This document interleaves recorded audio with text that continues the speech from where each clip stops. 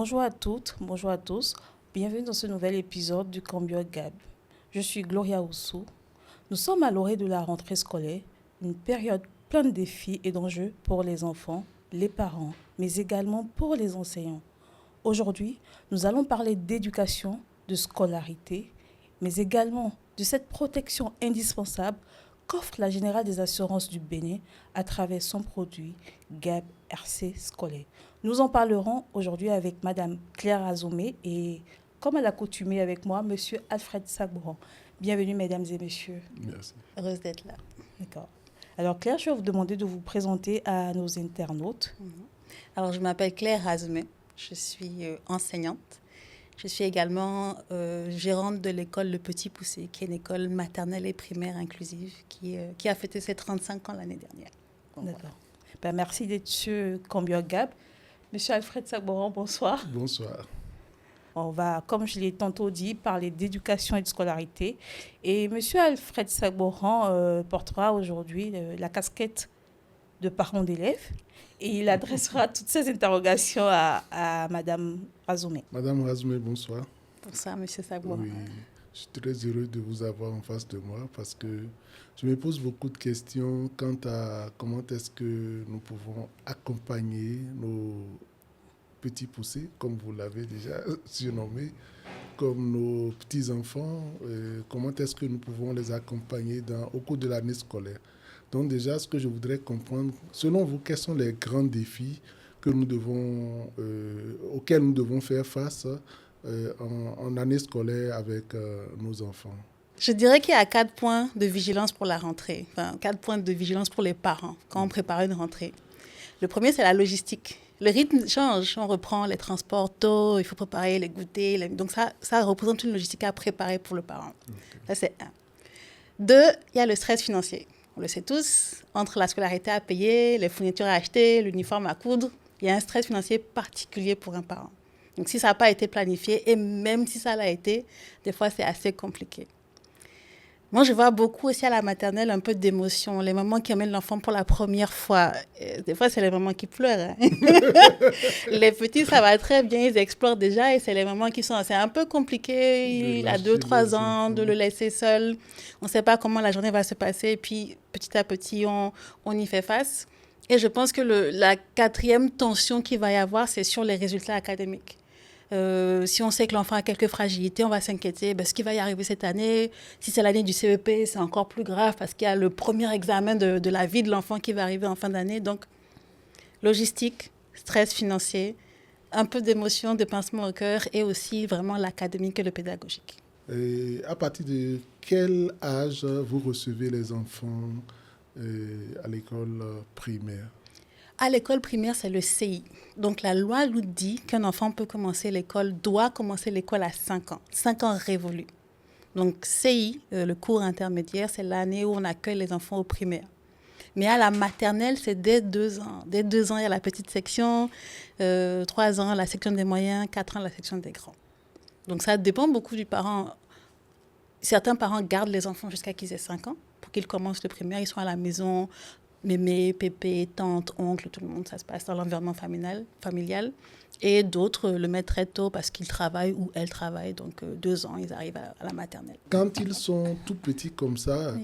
Est-ce qu'il n'y a pas des gestes qu'ils peuvent développer quand ils ne sont pas sous surveillance? Parce que quand ils sont à la maison, ils sont sous surveillance permanente. Oui. Est-ce que quand ils sont à l'école, est-ce qu'il y a un mécanisme de surveillance? Est-ce qu'il n'y a pas un accompagnement particulier que nous devons avoir pour ces enfants, ou du moins que vous devez avoir? Qu'est-ce que vous avez souvent comme ça? Dans les écoles maternelles de tout le Bénin à peu près, il y a 2 adultes par classe. Au primaire, on connaît le maître ou la maîtresse et puis ça suffit. Mais en général, pour la maternelle, vous avez le maître ou la maîtresse et vous avez une tata. Donc, il y a plus d'adultes pour surveiller les enfants parce qu'ils sont tout petits. Chez nous, au Petit Poussé, la petite section, on ne prend pas plus de 10 enfants parce qu'on sait à quel point ils ont besoin d'être surveillés, d'être accompagnés. Et plus l'enfant est petit, plus il a besoin de la présence de l'adulte. Donc, quand ce n'est pas le parent, c'est forcément les éducateurs, les encadreurs qu'il y a dans l'école. Donc, vous avez tout à fait raison. Plus il est petit, plus il a de besoins et plus il dépend de l'adulte. Et nos rôles, c'est aussi bien de s'occuper d'eux, mais de leur apprendre l'autonomie qu'ils doivent développer peu à peu pour arriver à faire un certain nombre d'actions seuls ou sur surveillance. Ça doit être passionnant, en fait. C'est passionnant. Surtout quand chacun vient avec son énergie et avec son agilité et tout cela, sa rapidité. Les avoir tous à l'œil, ça doit être un grand défi pour vous. Ouais. Mais c'est aussi passionnant parce qu'on estime qu'entre 0 et 5 ans, 90% du cerveau d'un enfant se structure. Donc nous, on voit ça. On a le privilège immense de voir les enfants apprendre, découvrir, prendre en autonomie, en confiance, exprimer leur propre personnalité aussi. Donc c'est vraiment un moment qui est précieux, en fait, qui est vraiment précieux. Et comment vous arrivez à agencer discipline et se lâcher pour pouvoir être dans le groupe, pour être éduqué, en fait? C'est vrai que c'est pas simple. Moi, j'ai plusieurs réponses à ça. J'ai 40 ans et je viens d'une époque où c'était assez strict. Donc, les parents, même les adultes à l'école, tu zailles un peu si tu n'es pas dans le droit. Vite, tu as une petite tape, on te remet dans le droit chemin. De cette façon-là. C'est vraiment très différent pour nos enfants aujourd'hui. Nous, par exemple, on a une école où on ne frappe pas. Donc, il faut vraiment beaucoup de patience. Et il faut à la fois trouver le juste milieu. Et ce n'est pas facile, même pour un éducateur. On a un cadre qui est strict. Il y a des choses qu'on fait, des choses qu'on ne fait pas. Et l'écoute. C'est-à-dire, la première réaction ne va pas être de frapper un enfant parce qu'il a aussi un âge où il l'apprend. Et il y a des erreurs quand on apprend, il y a des répétitions qu'il faut avoir. Il faut la patience et l'énergie de répéter plusieurs fois, de sanctionner s'il le faut, mais sans en arriver à une violence physique ou verbale. Okay. Ça demande énormément de patience. Oui, mais et l'aspect caprice? Parce qu'il y a des enfants, on sait que ça, c'est des caprices. Comment vous gérez les caprices des enfants? Avoir une dizaine d'enfants de différentes catégories. Comment vous gérez les caprices comme ça? Je pense que le premier super pouvoir d'un éducateur, surtout à la maternelle, c'est d'apprendre à connaître les enfants. Il n'y a pas de fumée sans feu. C'est vrai que le caprice est agaçant pour un parent, mais il faut essayer de comprendre ce qui amène au caprice. Est-ce qui règle le caprice aussi chez un enfant? Qu'est-ce qui marche ou pas avec cet enfant? Donc, il y a vraiment un travail sur les 2 premiers mois, on apprend à connaître tel enfant. Est-ce qu'il n'a pas assez dormi? Est-ce qu'il n'a pas assez mangé? Est-ce qu'il y a un comportement particulier qui déclenche ci, qui déclenche ça? Et il faut aussi sanctionner, il y a des choses qu'on ne fait pas. Et si tu les fais, ben, tu vas perdre un privilège ou tu auras une sanction. Il y a des choses que tu ne pourras plus faire ou tu vas aller au coin. Donc, il faut arbitrer entre... J'essaie de comprendre qui tu es, ce qui déclenche cette situation. Mais en même temps, si tu dépasses une limite ou une borne ou un cadre qui a été fixé, ben, tu sais qu'il y aura une conséquence. Donc mais vraiment, il faut comprendre l'enfant. Comprendre l'enfant, ne pas en prendre beaucoup. Parce qu'avant, vous entrez dans une classe où il y a ma directrice de maternelle, quand elle a commencé, elle a gardé une classe de grande section avec 120 enfants. 120 enfants de 4 ans. Donc, tu ne peux pas, avec la meilleure volonté, le meilleur professionnalisme, tu ne peux pas suivre. Donc, on fait de petites classes où l'enseignant a le temps de comprendre, de suivre chaque enfant et de comprendre pourquoi tel ou tel caprice. Et si c'est quelque chose qui a des causes sur lesquelles on peut influencer, on le fait. Si c'est l'enfant qui réagit de manière un peu égoïste à quelque chose, ben, il y a des limites. Et on ne peut pas faire ça ici. Donc, voilà. Mais ce n'est pas simple. Franchement, c'est pas simple. Je sais que ce n'est pas simple. Il y a un cas que j'ai suivi où l'enfant, quand il va à l'école, on ne se plaint jamais qu'il ne mange pas. Mais quand il vient à la maison, la nourriture, il refuse de manger. Et il faut le poursuivre pour lui donner chaque bouchée. Qu'est-ce qui peut expliquer ça? Qu'à l'école, il mange comme tout le monde et c'est lui-même qui réclame pour dire il est l'heure de manger, donnez-moi vite. Mais quand il vient à la maison, il n'y a pas, il va s'asseoir pour manger. Il n'y en a pas. On a des cas comme cela chaque année. Déjà, quand le parent arrive, il nous dit non, mais attention, mon enfant, c'est un peu compliqué, je ne sais pas si je vais le mettre à la cantine. Il ne mange pas ci, il ne mange pas ça, il ne mange pas ci, il ne mange pas ça, il ne mange pas ci, il ne mange pas ça. J'ai une liste comme ça de choses que l'enfant ne mange pas. On dit pour nous, c'est compliqué parce qu'on a un menu et on a une alternative s'il y a des allergies. Donc voilà, on va tester sur le premier mois, vous allez voir. Arrive l'heure du repas. mon gars ou ma go, mange. Il y a une petite fille, la femme me disait, mange pas la pâte. Vous voyez voir l'enfant enlever, déboutonner son uniforme et mettre la main dans la pâte comme ça. Et moi, j'ai 3 explications. La première, les amis mangent. Donc, ils sont en communauté et le reste des enfants dans la communauté mangent, pour la plupart. Ça, c'est un don qui se dit, bon, si les autres mangent, il n'y a pas de raison que moi, je ne mange pas. 2, ils comprennent vite que c'est un environnement différent. Déjà, ils sont plus seuls, donc l'attention du parent, de papa, maman n'est pas que sur eux. Et ils voient bien qu'ils sont plusieurs et qu'il y a un traitement pour tout le monde. J'ai pas le choix. Et donc, ils vont s'y conformer sans pas plus que... Et aussi, je pense qu'ils comprennent leurs parents. À la maison, ils ont compris les boutons des parents. C'est vrai. Ils ont compris quand, si je refuse, maman va faire autre chose. Si je refuse, maman va aller m'acheter ce que je veux. Si je crie un peu plus fort, elle va céder. Voilà. Donc, il y a ces 3 choses-là qui jouent. Mais on a chaque année ce cas. Et les mamans sont parfois un peu vexées. Parce qu'elles lui disent, mais moi, à la maison, ça va pas. Et ici, tu manges tout ce que tu veux. Et après, elle s'adapte. Et puis, des fois, ça a des répercussions sur la maison. Où il va recommencer à manger plus à la maison parce que finalement, il le fait à l'école.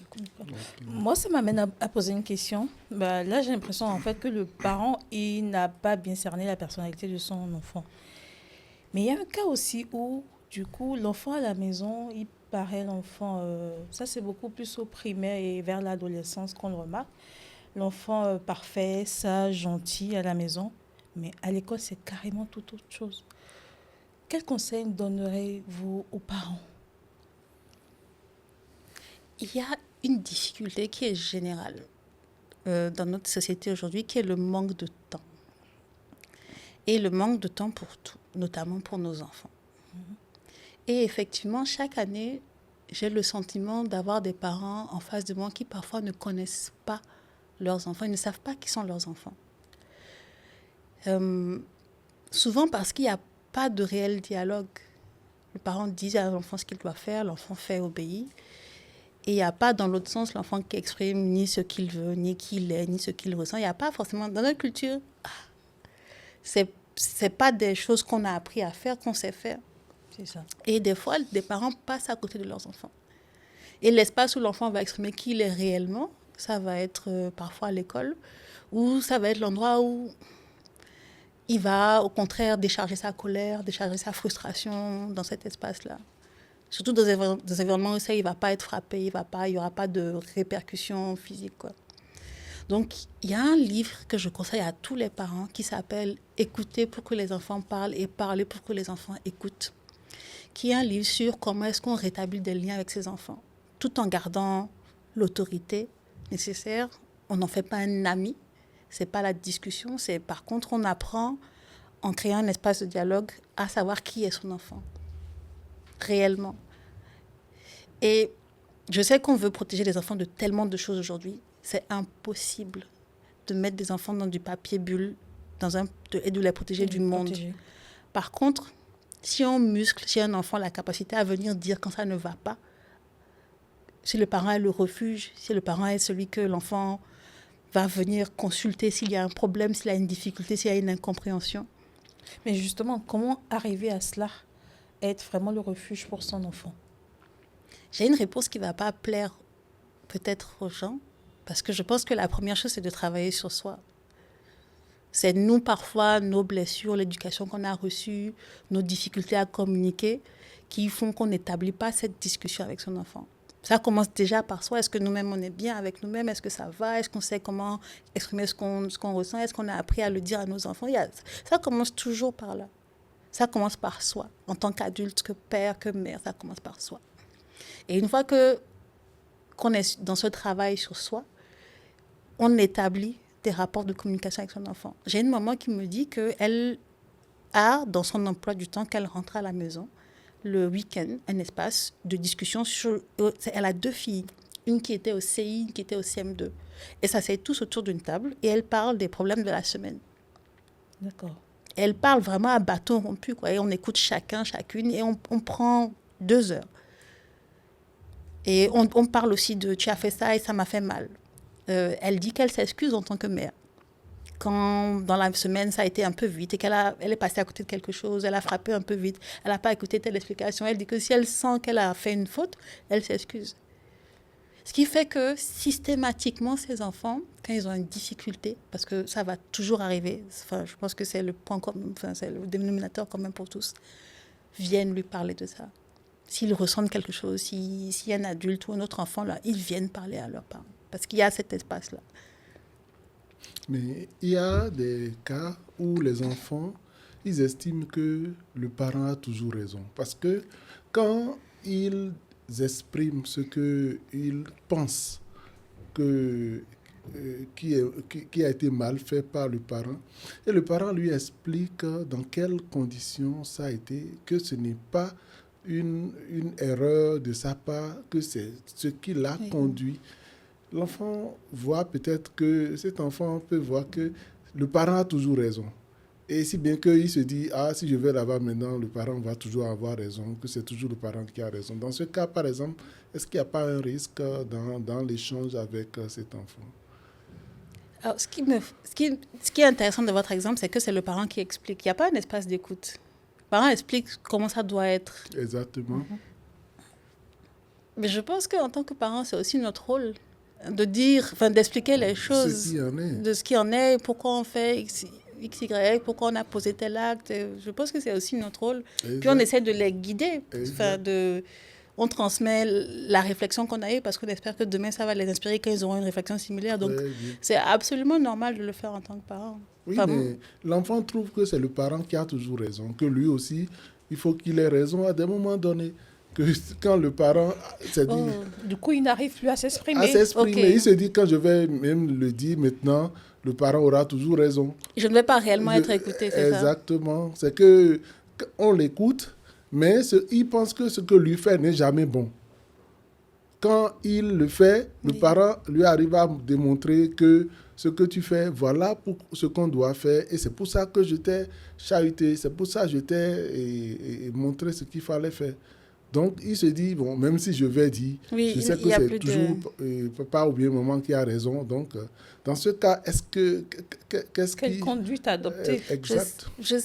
C'est difficile d'avoir des réponses préfaites pour toutes les situations, mais je pense qu'explorer, juste des fois laisser, ça dépend de l'âge de l'enfant aussi, mais à partir d'un certain âge, assumer une part des conséquences de ses actes. Dans le sens où, alors, papa veut que je fasse ça, et papa pense que je devrais faire ceci. Et nous, en tant qu'adultes qui ont, avec notre expérience, on se dit qu'on sait qu'il faudrait faire X, Y, Z, qu'il faudrait faire X. Et l'enfant veut faire Y. Et il tient à faire Y. Et on sait que Y, c'est pas ce qu'il faut faire, parce on est passé par là. On sait que c'est X. Des fois, il faut laisser l'enfant explorer Y s'il n'y a pas de risque fatal. Qu'il aille au bout d'Y, on en discute après. Qu'il fasse sa propre expérience. Oui, dans la mesure du possible. On va voir Y. Des fois, c'est cher parce que c'est le parent qui paye derrière. Donc, on a du mal en tant que parent à lâcher prise. Mais je lisais un article hier qui dit que nos enfants ne nous appartiennent pas. Ils ne nous appartiennent pas. Ils nous ont été prêtés, on est censé les équiper, puis après, ils font leur vie. Donc, l'apprentissage de l'autonomie, c'est aussi apprendre à faire des erreurs. Mais il faut rester là quand l'erreur a été consommée et dire, bon, on avait dit X, on a fait Y, qu'est-ce qu'on a appris? Qu'est-ce qu'on a appris? Est-ce qu'on a appris quelque chose? Ok, d'accord. Bon, voilà. Merci beaucoup. Je pense que c'est... Maintenant, voilà, nous sommes à l'orée d'une rentrée. Qu'est-ce que vous pensez que les parents doivent faire en cette année 2025 pour mieux accompagner leurs enfants? Rentrée, déjà les routines. Les heures, on dormait à 23h, on se levait à 10, on se recouchait à 14. Il faut recommencer tout doucement à reprendre une routine scolaire. On se couche un peu plus tôt, on se réveille un peu plus tôt, même si ce n'est pas encore la rentrée. On remet les enfants dans la routine. On met les enfants dans la routine des devoirs. On recommence à ouvrir les cahiers, à voir ce qui se passe sur l'année qui vient, revoir les difficultés. Donc, remettre une routine, un rythme scolaire en place, tout doucement. Parce que c'est dans 2 semaines. Ça va aller très vite. Il y a des rituels aussi. J'ai 40 ans. Je n'oublierai jamais les rituels de rentrée que les parents avaient mis en place pour moi. J'avais entre mes 8 et mes 12 ans. Où ensemble, on allait acheter, on couvrait les livres, on mettait l'étiquette avec mon nom dessus. Il y avait un rituel qui faisait que la rentrée était excitante. On était content de rentrer. Donc, il y a des rituels comme ça à mettre en place pour retrouver... Parce que c'est un peu anxiogène pour certains enfants de reprendre la rentrée. Et puis, on a laissé les vacances, la liberté, etc. Donc, il y a ça, des rituels. Et je pense que... Parce qu'avant tout, il faut que les parents pensent à eux aussi un peu. Enfin, il faut que les parents trouvent aussi du temps pour eux. Parce qu'ils portent beaucoup plus le stress de la rentrée que leurs enfants. Et le stress se communique. Tu peux tout préparer. Tout est écrit, tout est fait, tout est acheté. Et ton enfant te sent très tendu, il est aussi très tendu. Donc oui, dans tout ça, trouver un petit moment pour soi en tant que parent, avec ou sans ses enfants, pour soi aussi lâcher prise. Parce qu'on fait tous la rentrée, on a l'impression que c'est les enfants, mais... Vous pouvez nous donner des exemples quand même pour les parents? Lâcher prise.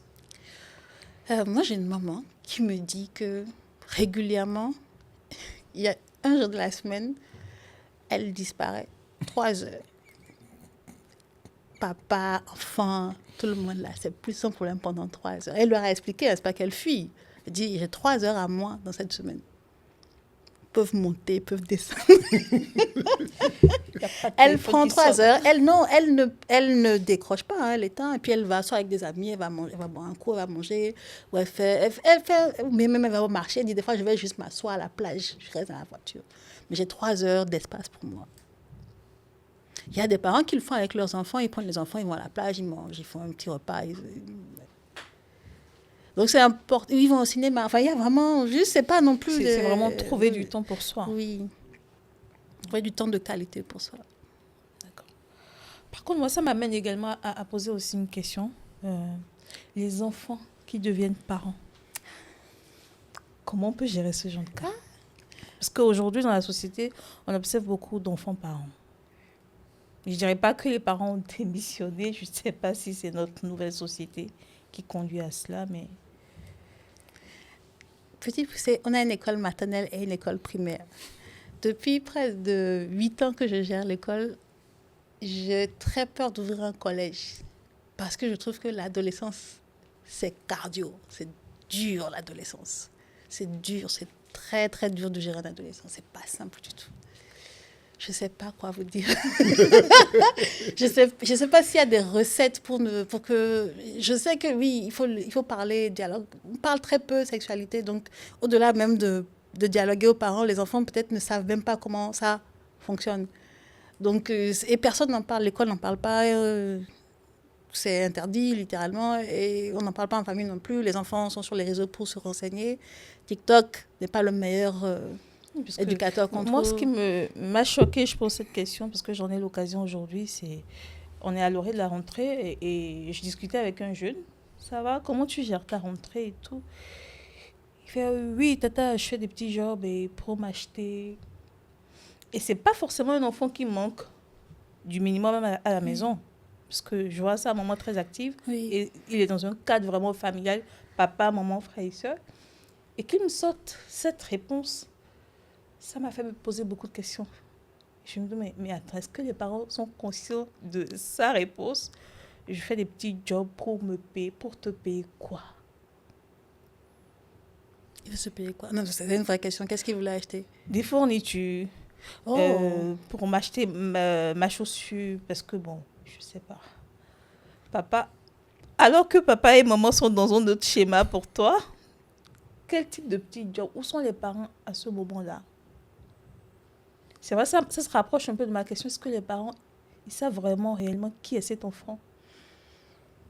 C'est difficile. Ça c'est un cas. Hein. Oui. Il y a un autre cas. Ça encore, c'est le cas où bon, les parents, il est vraiment dans un cadre familial où les parents travaillent. Oui, il y a un autre cas où, bon, la maman, le papa, lui, il a déserté. Donc, la mère est à charge des enfants. Et la plus grande fille, c'est à elle de faire des jobs pour soutenir sa maman. Donc, elle travaille.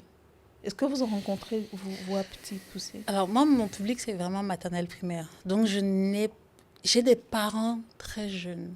D'accord. Alors, il y a une évidence quand même. La structure familiale, la cellule famille explose beaucoup plus vite qu'elle explosait avant. On a beaucoup de parents séparés. On a beaucoup de pères ou de mères seuls. Les deux, hein. On a des mamans seules, des enfants, des parents seuls. Donc, il y a un vrai problème. Je ne saurais pas dire quelles sont les causes. Mais on est face à un vrai problème où la cellule familiale se délite petit à petit. Et la famille étant la base de la structure sociale, ça se voit dans la société. Et il y a vraiment un travail à faire de toutes les parts sur reconstruire des cellules familiales fortes. Et ça, c'est le travail de tous, quoi. De tous. Je sais que les lieux, on le fait encore parce que j'en ai discuté il n'y a pas longtemps. C'est parfois les structures religieuses. Dans les églises, il y a des cercles de famille où on parle famille, mais il n'y a plus d'autres espaces où on parle famille. Et comment est-ce qu'on tient une famille, comment est-ce qu'on la structure, et comment est-ce qu'on l'établit, et comment est-ce qu'on la consolide. On n'a plus cette discussion-là. Je trouve qu'il n'y a pas beaucoup d'espaces où on en discute en réalité. Et or, c'est ça, on voit les cadres familiaux exploser. Pour tellement de raisons, pour des raisons externes, on voit les influences qui nous viennent par les réseaux sociaux, on a l'impression que dans telle société on fait ci, que nous aussi pour être évolué il faut faire ça, et puis on ne se pose pas la question sur... Donc il y a beaucoup de choses qui font que ça explose. Il y a le stress économique, la base de tout pour moi, c'est l'individu. C'est des gens qui ne se connaissent pas qui vont se mettre en couple, sans se connaître, sans savoir qui ils sont eux-mêmes. Donc forcément, en couple, au bout de 3 ans, ça explose en vol.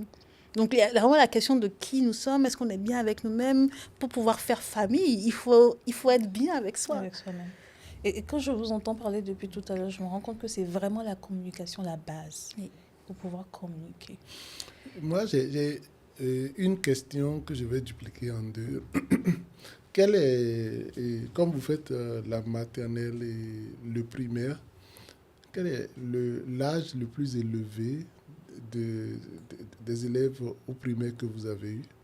Première question. Et puis, deuxième question, est-ce que vous rencontrez des accidents dans le quotidien avec les enfants? Et quel genre d'accident, par exemple?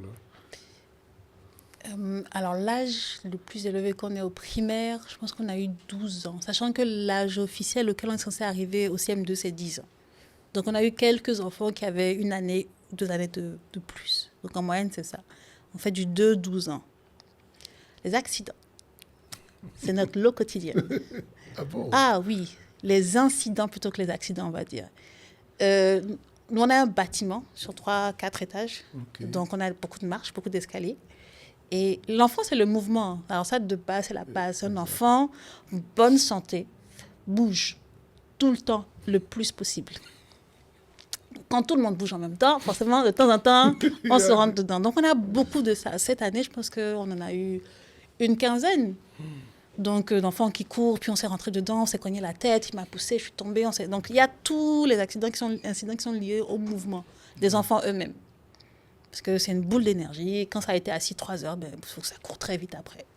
Donc, il y a ça. Il y a des incidents volontaires, il y a des bagarres. De temps en temps, il y a des conflits entre enfants, et puis on se bat, on se prend en collé, et là, on se pousse. Et on peut se blesser, on peut faire un bobo à l'ami. Donc, je pense que c'est les 2 cas les plus fréquents qu'on a. C'est un enfant en mouvement qui va soit parce qu'il n'a pas contrôlé son mouvement, il allait trop vite, il s'est cogné, il a cogné quelqu'un d'autre, il est tombé. Et des fois, il y a des conflits entre enfants qui vont aller jusqu'aux mains. Et le temps que l'adulte intervienne, quelqu'un a empoigné quelqu'un, a frappé, a poussé, etc. Donc, c'est ce qu'on rencontre vraiment le plus. Donc, on est tout le temps en train de soigner des petits bobos, des arcades sourcilières un peu ouvertes, des petites plaies. Ça, c'est ce qu'il y a en termes d'incidents, c'est ce qu'on voit le plus souvent. Ça, c'est notre quotidien. Après viennent le matériel qui est cassé, les lunettes qu'on casse. Toujours dans le mouvement, on va casser les lunettes, on va faire tomber une gourde, casser des petites affaires. Donc, c'est ça les petits incidents du quotidien à l'école. Merci Claire. Je retiens qu'à l'oreille de la rentrée, comme conseil, il faudra remettre en place une routine pour aller tout ouvert à la rentrée scolaire, trouver un cadre pour pouvoir communiquer et aussi les parents doivent pouvoir se donner du temps avant la rentrée. C'est bien ça. Oui, c'est bien ça. On a parlé d'éducation. Là, je vais aborder la deuxième phase de notre communication. Oui. Vous savez, à la Générale des Assurances du Bénin, nous avons quand même notre manière à nous aussi d'accompagner l'éducation, la scolarité. Et nous avons un produit, la gamme RC scolaire. Et dans les coulisses tout à l'heure, vous m'avez dit que vous voudrez quand même en savoir plus. Oui. Donc, du coup, je vais vous laisser poser des questions à M. Sagboron, qui, comme d'habitude, se fera un plaisir de répondre. Oui. Voilà. Donc, c'était ça ma première question. Oui. Alors, assurance, responsabilité civile, scolaire. Oui. Qu'est-ce que c'est? Qu'est-ce que c'est? Très bien. D'abord, l'assurance, comme cela se dit, c'est un mécanisme par lequel on transfère un risque à un assureur. Et dans ce cas, le risque, c'est le fait qu'il peut y avoir des accidents, des incidents qui vont amener peut-être des dommages corporels, qui vont amener peut-être des mal-être physiques qu'il va falloir peut-être soigner à l'hôpital, ou bien il peut y avoir des invalidités qui peuvent survenir, tout cela. Donc, comment nous pouvons les arranger? C'est pour cela qu'un produit a été mis en place. Et ce produit permet de pouvoir réparer financièrement les parents quand il arrive ces genres de risques que nous appelons souvent les sinistres. Voilà. Donc, à l'école, par exemple, il peut y arriver des enfants, des cas où ils peuvent tomber, ils peuvent se casser les lunettes, ils peuvent se bagarrer et ils peuvent causer une blessure à un parmi eux ou bien eux-mêmes, ils peuvent se blesser d'une façon ou d'une autre. Donc, tout cela, c'est ça que l'assurance responsabilité civile scolaire, ça prend en compte. Alors, c'est intéressant. Donc, juste pour être sûr de savoir ce que ça couvre, comme accident ou incident, on a les altérations du corporel. OK, altérations corporelles. Corporelles, oui. Ça prend en compte en termes de frais pharmaceutiques et médicaux. Okay. Donc, ça couvre cela. Maintenant, s'il arrivait qu'il y a des invalidités d'une certaine façon, ça peut prendre encore cela. Okay. Et le matériel, s'il y a bris de matériel, est-ce que ça le prend? Est-ce que c'est pris en charge également? Je casse mes lunettes, par exemple. Lors de l'altercation, je vais casser mes lunettes. Les lunettes sont... en fait, puisque cela contribue à la vision de l'enfant. S'il y a des bris de lunettes, ça prend en charge. Okay. C'est ce que j'ai dit tout à l'heure. Okay. S'il y a une certaine prothèse, peut-être que l'enfant porte qui est altérée, cela prend en charge également cela. Okay. Et alors, est-ce que ça couvre uniquement l'enfant pendant qu'il est à l'école? Ou il y a d'autres situations, c'est ça prend en charge? Bon, ça, le plus souvent, ça couvre l'enfant d'abord quand il est à l'école, dans tous les mouvements. Que les dommages qu'il aura peut-être à causer à ses inter-égaux, ou bien lui-même les dommages qu'il peut connaître lui aussi. Oui. Deuxième chose, quand il est sur le trajet de l'école à la maison, ou bien de la maison à l'école. Okay. Sur ce trajet, quand il se blesse, les frais médicaux seront pris en charge entièrement. Okay. Maintenant, il peut arriver d'autres cas dans lesquels, comme je disais tout à l'heure, des invalidités, par exemple, même s'il n'est pas à l'école, s'il est dans n'importe quelle condition, même en vie privée, ça aussi, ça peut être pris en charge dans la couverture du RC scolaire. Okay. Oui. Donc, il y a des situations hors école et hors trajet maison-école dans lesquelles l'enfant peut être couvert. Oui. Okay. Est-ce qu'elles sont spécifiques ou bien elles sont définies précisément ou bien Non, quand c'est puisque ça couvre l'altération de la santé. Oui. Si c'est des blessures et autres là, il faut que cela soit à l'école, que cela soit pris en charge. Ou bien sur le trajet maison-école. Ça c'est clair. Maintenant, s'il arrive des invalidités, par exemple, même dans la vie privée, si cela survient, cela sera pris en compte aussi. Ok, intéressant. Alors, du coup, j'ai besoin de comprendre en quoi c'est différent d'une assurance santé. En quoi c'est différent? Bon, l'assurance santé, c'est l'altération de la santé due soit à la maladie ou bien à un accident. Okay. Vous voyez? Oui. Et dans ce cas, souvent, il y a des plafonds un peu plus élevés dans l'assurance maladie. Et ce n'est pas situé seulement sur l'espace de l'école. Partout où il se trouve sur le territoire, l'assurance maladie peut le couvrir. Même parfois en dehors du territoire, pour un certain temps, les vacances qu'on va, tout cela, s'il arrivait à effectuer des soins, il ramène les preuves et pendant 3 mois maximum, s'il ramène les preuves, il peut être remboursé. C'est ça l'assurance santé ou assurance maladie. Alors que la RC scolaire, ça prend en compte uniquement en cas d'accident. D'accord. En cas d'accident. Alors, moi, ça m'amène à vous demander de nous faire également la différence avec l'individuel accident. L'individuel accident. En fait, l'individuel accident, c'est un peu... quand on prend la RC scolaire, c'est un peu un mixte de la responsabilité civile et de l'individuel accident. D'accord. Okay. Parce que c'est un produit que nous avons adapté pour les apprenants. L'individuel accident, c'est une assurance qui corrige l'altération de la santé qui est due à un accident. D'accord.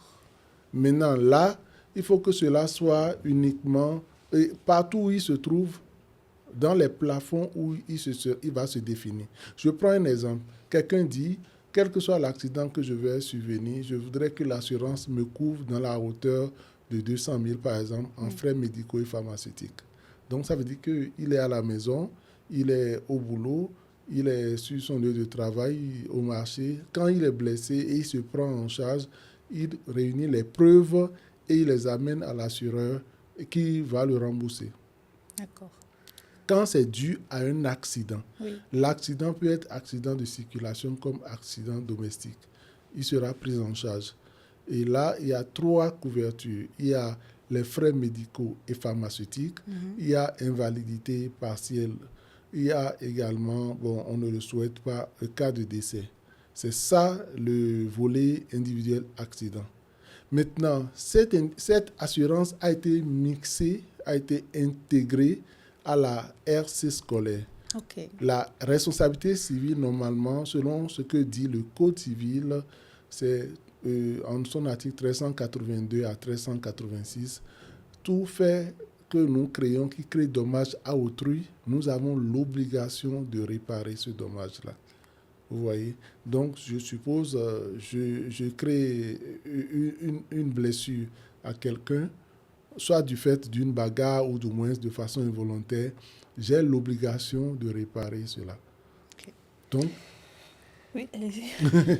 Donc, ça, c'est la responsabilité civile classique. D'accord. Donc, la RC scolaire, c'est un ensemble de responsabilités civiles qui est les dommages que nous causons à autrui et individuel accident que nous avons, qui est dommages que nous pouvons subir du fait d'un accident. Vous voyez? Okay. Donc, c'est les deux que nous avons mis ensemble pour pouvoir créer la RC scolaire. Alors, imaginons que... Parce qu'on va me poser la question. Je suis parent aujourd'hui, j'ai 2 enfants, un qui a 8 ans, un qui a 6 ans. Oui. C'est la rentrée, je veux les couvrir pour l'année. Quels sont les produits que vous me recommandez? Première chose, s'ils sont inscrits dans une école, il faudrait qu'ils puissent avoir la couverture responsabilité civile scolaire. Ça, vous savez que quand ils sont à l'école, ils sont couverts. Ça, c'est la première chose. Maintenant, au-delà de cela, je vous demande de prendre une couverture en assurance santé. Parce que l'assurance santé, ça ne couvre pas seulement sur les lieux de l'école, ça couvre partout où vous serez. Une fois que votre santé est touchée, là, vous pouvez aller vous faire soigner. Vous sentez que vous avez les maux de tête, vous pouvez vous rendre dans un centre agréé ou bien un centre où vous sentez que vous pouvez être pris en charge et les gens vont vous soigner. Maintenant, si vous n'êtes pas dans notre réseau de soins, là, vous pouvez peut-être préfinancer et on va vous rembourser. Mais quand vous êtes malade, vous allez et l'on vous soigne et vous êtes guéri. Ça, là, ça prend en compte les deux. Alors que la RC scolaire, c'est seulement au niveau de l'école pour ce qui concerne les frais pharmaceutiques. Et il y a aussi le volet de individuel accident qui s'étend un peu dans la vie privée de la personne. Voilà.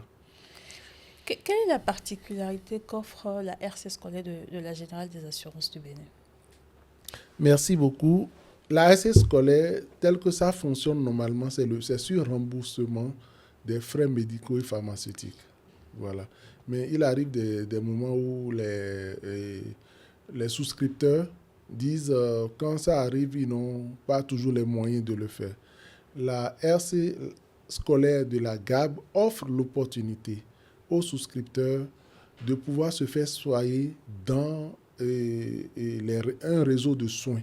Si bien qu'ils ne vont pas préfinancer, mais ils vont se rendre là-bas et on va les prendre en charge à 100%, dans la limite des plafonds qui vont se définir en amont. Okay.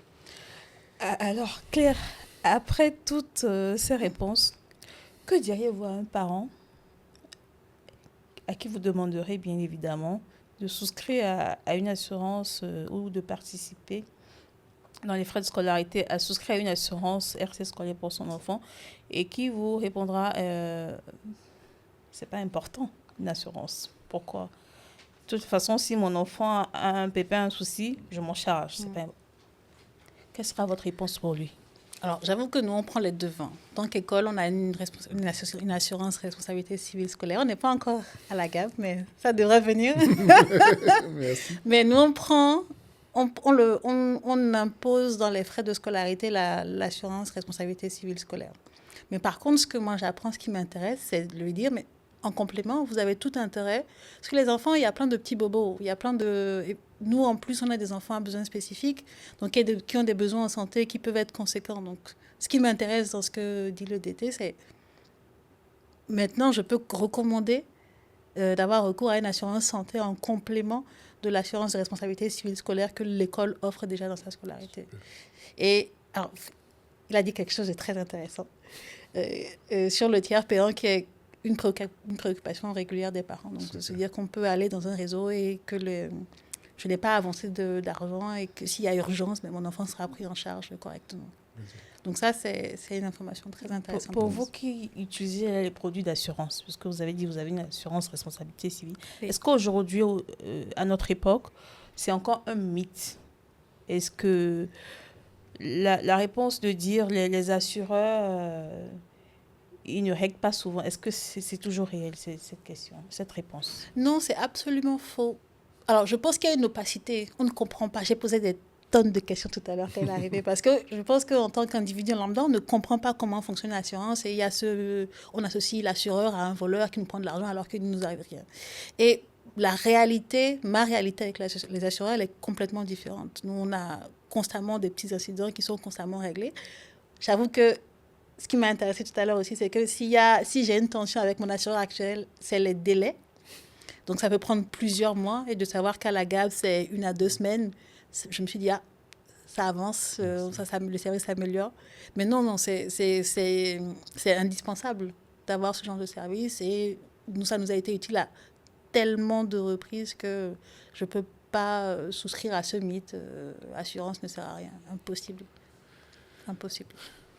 Merci. Je pense que ce que je vais dire aussi pour pouvoir conforter, l'assurance aujourd'hui est un élément motivateur normalement pour accompagner dans divers domaines. Parce que si vous avez une assurance et vous êtes sûr que vous êtes couvert en assurance, vous avez liberté de pouvoir mieux accomplir votre tâche, votre fonction. Et c'est un élément motivateur. Je pense que les gens doivent voir cela au lieu de penser que l'assurance est juste, il faut signer et puis les sinistres ne viennent pas. Les sinistres ne prévoient pas. Ça là, c'est ce qui est réel. Ça ne prévoit pas quand est-ce qu'il va arriver, mais il est quand même très bien de pouvoir prévoir, d'avoir une assurance pour pouvoir évoluer dans son secteur. Et je pense que, alors c'est pour ça que c'est très intéressant ce podcast, c'est qu'il y a vous avez une mission de pédagogie, d'expliquer aux gens comment fonctionne l'assurance. Parce que c'est ça qui crée peut-être le doute ou la mauvaise compréhension de son intérêt. C'est qu'on ne comprend pas comment ça fonctionne. Et on a un rapport au risque qui est un peu complexe, donc on est un peu fataliste. Donc je pense que c'est d'expliquer, d'avoir des lieux où on explique comment ça fonctionne et comment ça nous couvre. Ça permet aux personnes lambda de comprendre et de souscrire plus facilement. Ah, c'est clair. Alors j'ai une question. Oui. On espère que ça n'arrivera pas, on touche du bois. Exactement. Mais je suis parent, je suis en route vers l'école et il m'arrive un accident ou un incident. Et mon enfant est affecté. Qu'est-ce que je fais? Je pense que il faut, comme vous-même vous l'avez dit tout à l'heure, il faut respirer. Je regarde souvent le penalty de Cristiano Ronaldo. Quand il veut lancer, il fait une grande respiration et puis il s'en va. C'est que c'est un challenge. Quand ça arrive, la première chose, il faut respirer pour reprendre son courage à deux mains et s'orienter vers un centre de santé le plus proche, là où vous êtes convaincu qu'on peut prendre en charge votre enfant. Et si vous y arrivez, la première chose à faire, c'est de pouvoir remettre sa carte pour qu'on puisse le répertorier et le prendre en charge. Si le centre de santé est dans notre réseau, facilement on va le prendre en charge à 100%. Maintenant, s'il arrivait que le centre de santé où vous allez n'est pas dans notre réseau de soins, là, vous pouvez débourser et on vous rembourse dans les délais les plus rapides possibles, 1 à 2 semaines maximum, vous êtes remboursé. Merci. Je confirme, 1 à 2 semaines maxi. Oui, c'est vrai. C'est bon à savoir. Claire, Monsieur Sagoran, c'est un immense plaisir pour moi d'avoir pu partager ce moment avec vous. Je vous remercie. Je ne sais pas si vous avez un dernier mot à adresser à nos internautes en matière d'éducation et en matière d'assurance. Je ferai comme ça. Bon, moi, je peux commencer. Je pense que le réflexe d'assurance est quelque chose que nous devons avoir. Nous voulons faire n'importe quoi. Posons-nous la question de savoir quel accompagnement l'assurance peut me faire. Parce que si nous prenons les plus grands travaux que nous faisons, toutes les fois que nous savons que nous avons une couverture en assurance, nous avons la liberté même d'inventer de nouvelles façons de pouvoir travailler. Et nous travaillons très bien.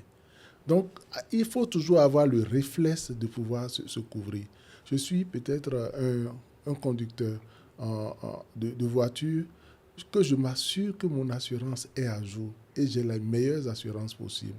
Je suis peut-être un maître d'œuvre sur un chantier. Il faut que je m'assure que j'ai l'assurance qu'il faut. Je suis un père de famille, un responsable d'entreprise. Il faut que je m'assure que ceux dont j'ai la responsabilité, j'ai une couverture d'assurance maladie pour eux. L'assurance, c'est quelque chose qui accompagne dans son activité au quotidien. Ce n'est pas un luxe, c'est juste le bon réflexe qu'il faut avoir en toute chose. C'est ce que je voudrais dire pour pouvoir souhaiter à tous mes compatriotes de pouvoir s'avancer et d'avoir ce réflexe-là. Merci beaucoup. Merci, M. Alfred. Alors, Claire? Alors, ça va un peu dans le même sens. J'allais dire aux parents, prenez soin de vous. Prenez soin de vous à travers des assurances, à travers des systèmes qui prennent soin de vous. Prenez soin de vous. Prenez du temps pour vous. L'indicateur pour un enfant heureux et équilibré, c'est avant tout un parent heureux et équilibré. Donc, ça commence avec vous. Chers internautes, nous sommes à la fin de cet épisode. J'espère qu'il vous a plu. Comme l'a bien dit Claire, prenez soin de vous. En attendant de se revoir, aimez, partagez et surtout n'hésitez pas à nous envoyer vos interrogations sur nos différents canaux. Ces interrogations qui feront bien évidemment objet de débat sur ce plateau. Bonne rentrée à tous et à très vite.